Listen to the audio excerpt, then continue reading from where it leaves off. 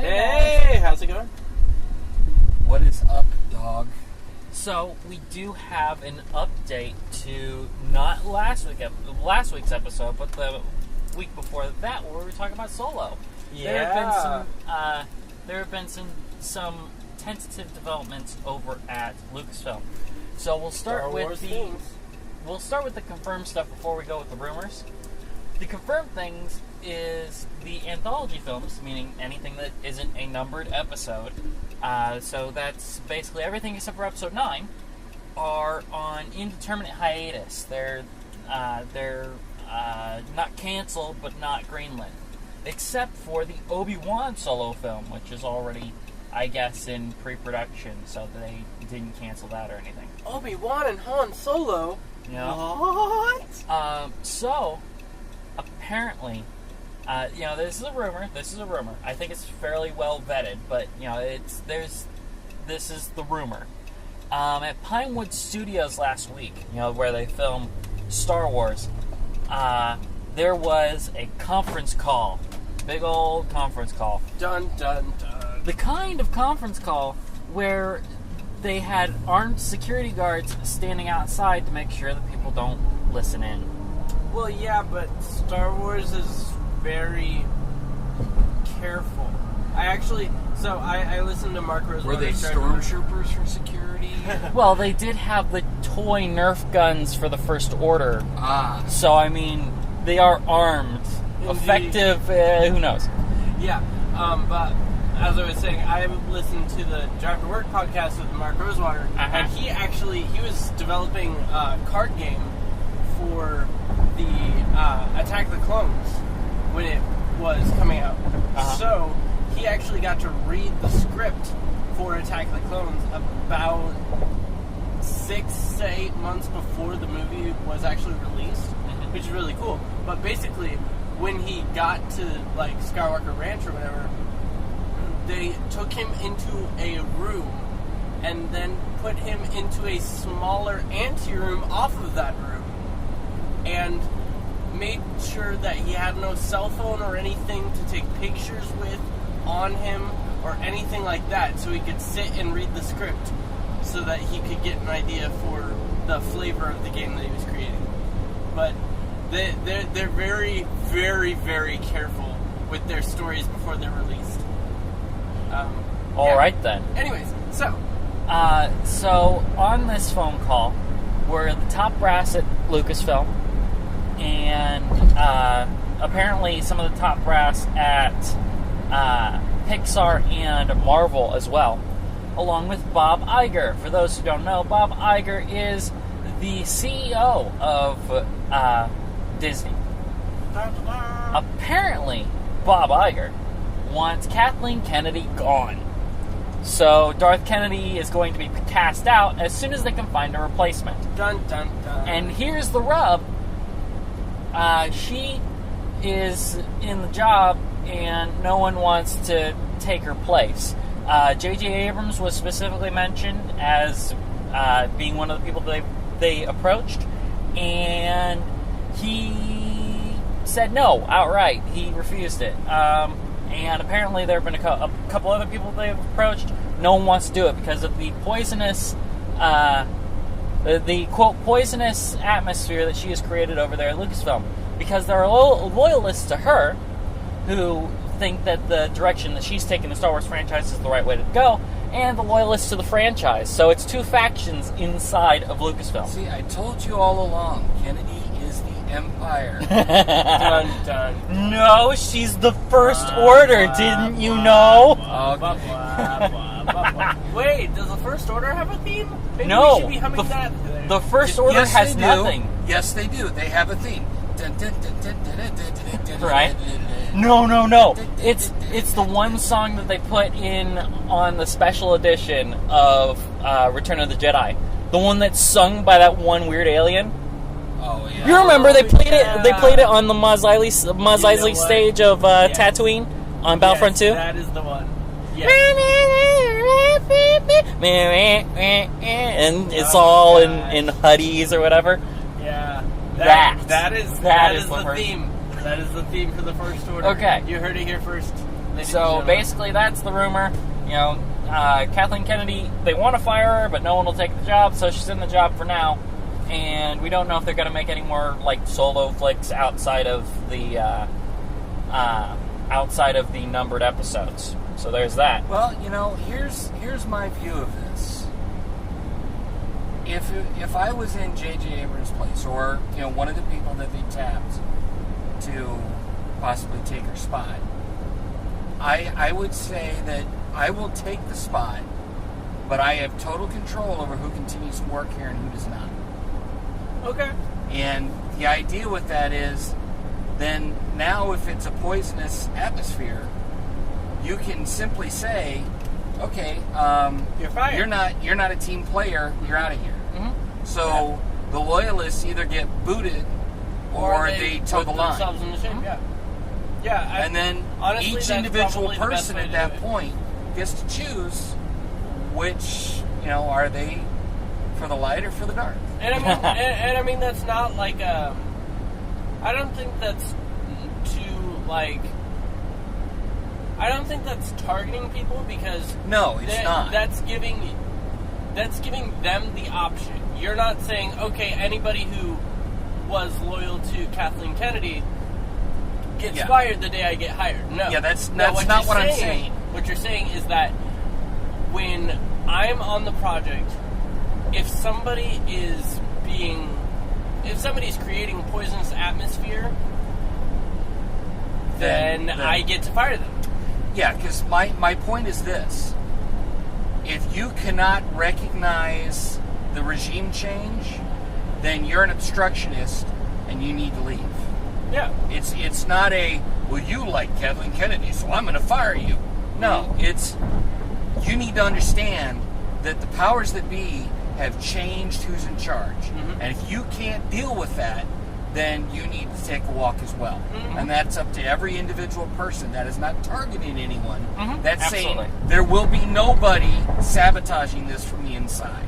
Yeah. And there's nothing wrong with that. Because honestly, when this all started out, with episode 7, I saw the obvious changes they were making. They made they had a female main character. They had more females in the cast. They made sure they had more ethnic diversity. And that's fine. That's not a big deal, because you know what? It's always been a very diverse place. The Star Wars universe. There's been white, black, Asian people. There have been all kinds of different aliens and stuff. It's a very diverse place. So having people who aren't white is not a problem to me. It's the political messaging that they put in The Last Jedi that I found unpalatable. Because when 7 came out, I was like, this is great. Star Wars is going to continue and it's going to be awesome. And then The Last Jedi came out and it's like, well, no. Because Star Wars isn't continuing. Star Wars is starting over for no good reason. Yeah, and it's starting over with agenda that doesn't fit the original, the original premise. Mm-hmm. Yeah, and I do think it bears saying that, okay, so say I'm J.J. Abrams and I'm, we've worked out this whole deal of I'm in total control of who stays and who goes. If I feel that somebody needs to go, then they go. Right? I think it bears saying that, a dissenting opinion is not grounds for termination. No, that's not what I'm saying. But it needs to, if somebody's creating a poisonous atmosphere, if they're just being a bother for no reason, if they're obstructing the workflow, then they just need to get out of here, because we're running a business here, and we're trying to make stories that people love. Right. We're not trying to make political statements. That's not what Star Wars is about. Yeah. We're trying to write stories that people love and that people will watch over and over again and show to their children. And that's what movie making should really be about. Really. I mean, if they want to do political stuff on, sitcoms and stuff, I'm okay with that, because sitcoms' thing is current events. That's their thing. If you want to make political statements in documentaries and stuff, sure, you can do that. But in fictional stories I don't think should be. I don't think that they should be based on current events in any way. I think they should tell eternal truths, but they should not. They should not. The way that an overarching story goes, or main plot points in film series, should not be based on what was happening in the political scene or what have you. You know, the current events surrounding the production of that film. Well, my view of it is this. If you are making a movie and you want to make it political, go for it, okay? Mm-hmm. The problem I have with it is not that it's political and there's an agenda they're trying to push. Because people have a right to push agendas. Right. Yeah. My problem is they're hijacking a franchise and turning it into something that was never intended to be. Yes. That's the problem. And that is the problem, right? It's not that they're making a political statement in a movie. It's that they're taking a non-politically aligned series and forcing politically aligned subplots into it where they have no business being. Right. Because, my thing is this. There have been a lot of franchises over the last several years that have a political agenda. Mm-hmm. Hunger Games and all that kind of stuff. They have an agenda. Okay, there's something that they're trying to say, but nobody is like taking the franchise for. I can't remember what the other one was that was competing. Divergent. Nobody is taking that franchise and turning it into, something that was never intended to be. Yeah. They're not, They're not going away from the source material. They're not jerking the reins onto what the source material was. The source material was, government is being stupid. Let's not be stupid and instead do government differently. Right. And if that's your premise, that's fine. That's fine. Right. Because you're being open and upfront about it from the beginning. So somebody who goes to the first movie and says, okay, well, I don't really agree with the agenda, so I'm not going to go to the next movie, okay? Because, it doesn't appeal to me. I'm not interested, okay? Or someone who says, hey, this fits everything, or hey, somebody goes, I really don't care, I just want to see the story. All of that's fine, because people have choices. Mm-hmm. But what they've done with Star Wars is they've taken something that has been on a certain path since 1977, okay? Mm-hmm. That's 40 years plus. Yeah. And they're taking a diverting, hard left turn. Yeah. And also not blowing up all the characters we know and love, which is exactly not cool in my opinion. Well, the point, it's not the problem. My problem is not the fact that all the characters are gone. My problem with that is, why are the characters gone?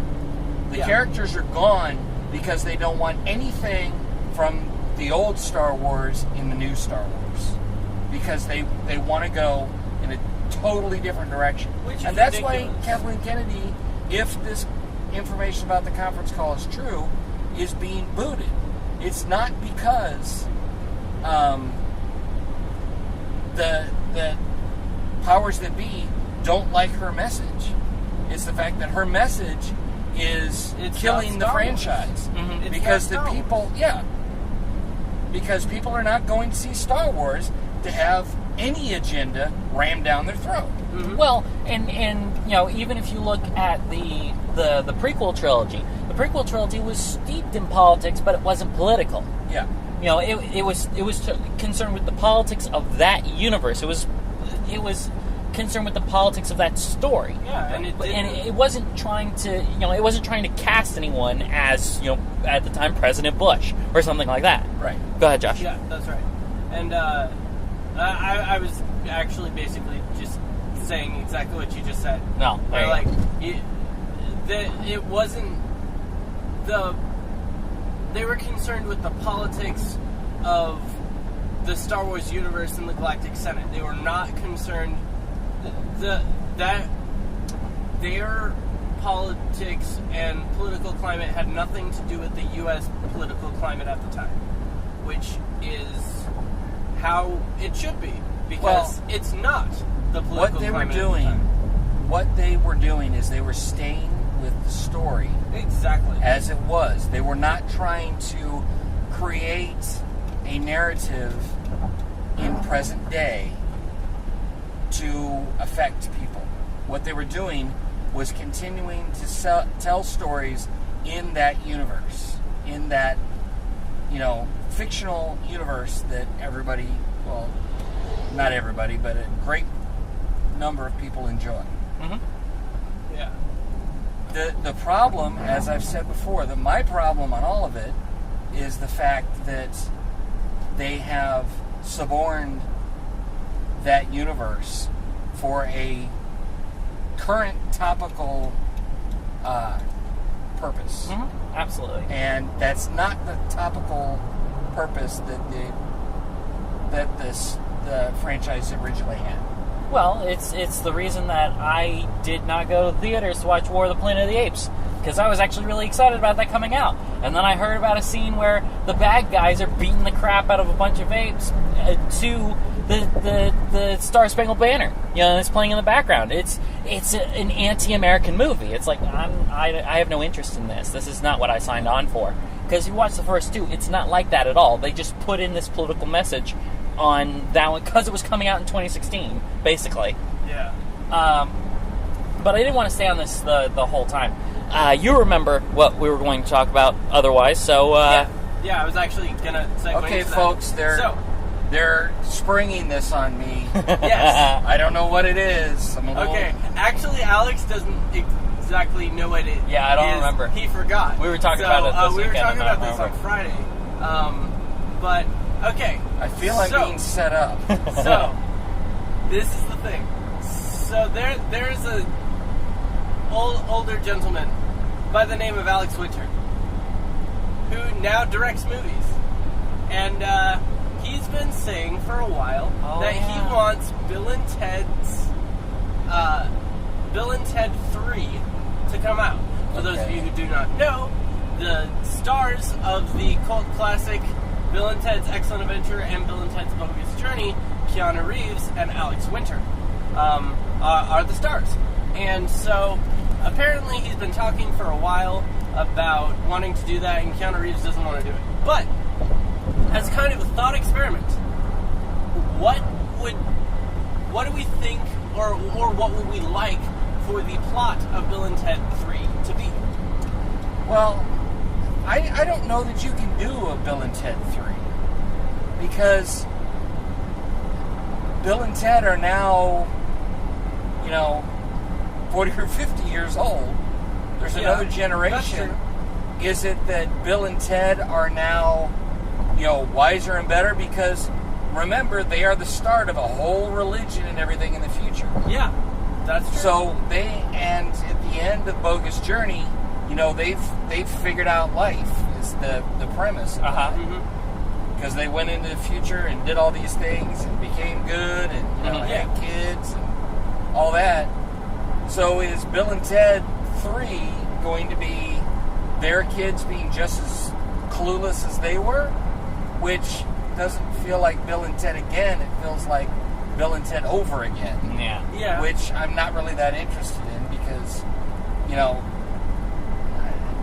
for me, Bill and Ted is good where it is. I'm not looking for a third movie.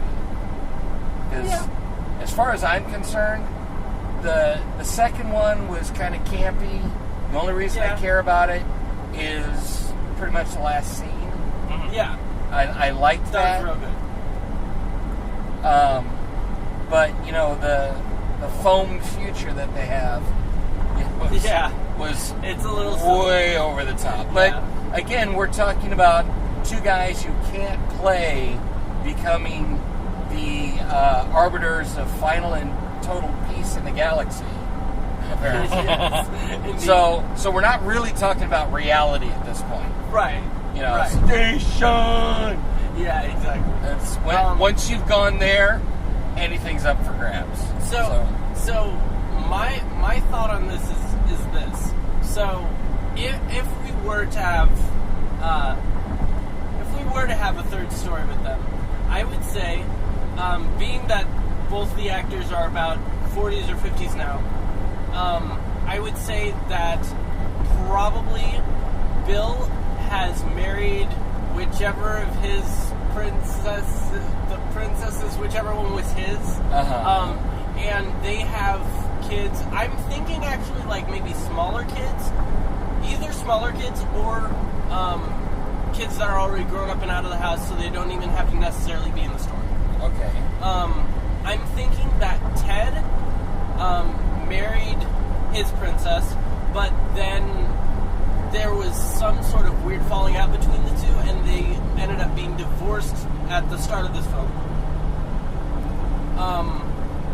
Maybe he's a lawyer or some sort of politician, kind of playing into the whole final arbiter of peace type thing, and also the fact that maybe he's, a boring normal person now, and stuff like that. And so the premise of the film would, I think, be Bill, he goes, maybe they've lost touch for a few years or something. Right. Well, and Wyld Stallion broke up. That has to be, one of the things. So Wyld Stallions broke up, and maybe it was Ted and his wife's divorce that actually caused that to happen, right? And so Wyld Stallions broke up, and then he goes to lunch with Bill one day, and Bill he has a great life right now, and kids are doing great and whatever and stuff, and he's still kind of the goofy thing, but older goofy, so not as like spaced out weird. Dad Goofy instead of... Yeah, like Dad Goofy, not like, well, not Bill like, and Ted Goofy. Well, stoners without any weed. Exactly. Yes. They don't need weed to be that stupid. They just kind of are. Which is kind of incredible, to be honest. What if it was like this, where Wyld Stallions broke up, Bill and Ted don't talk to each other, and it's the princesses that are trying to bring it all back together. Okay. Because whoever replaces Rufus, because we don't have Rufus now. Yeah, George Carlin is dead. George Carlin is not available. Whoever goes to them and says, hey, you've got to get Bill and Ted back together. Okay, I like that. I like that better. Because then you could have the time-traveling phone booth, which would have to be something else now, because there are no phone booths. Mm-hmm. So it'd have to, be shaped in something else. Well, no, I think if it was a phone booth, if it was a phone booth, I think actually that would be kind of funny, because you would have millennial kids coming across it. And looking at it. What is this? Why is this here? No, yeah, I like that. Or then you have the hipster ones that are like, oh, that's a phone booth. That's very... Here, let me step inside and make a phone call because I'm so hipster and blah. No, I like I'm that. so hip I can't see my shoes. Yes. And that could be a cool sight gag. That could be a number of different jokes. And Sure. I don't think the jokes would get old, too, because you could make a lot of different jokes around that. You're flipping it, see? Mm-hmm. It's Bill and Ted's Excellent Adventure, Bill and Ted's Bogus Journey. This one would be the princesses get... Mm-hmm. Bill and Ted or something. Mm-hmm. Mm-hmm. Yeah, and I like that. I like that a lot. But I also kind of like how it mirrors real life, because Alex Winter is like, I really, really want to do Bill and Ted. And Keanu Reeves like, no, man, I'm John Wick now.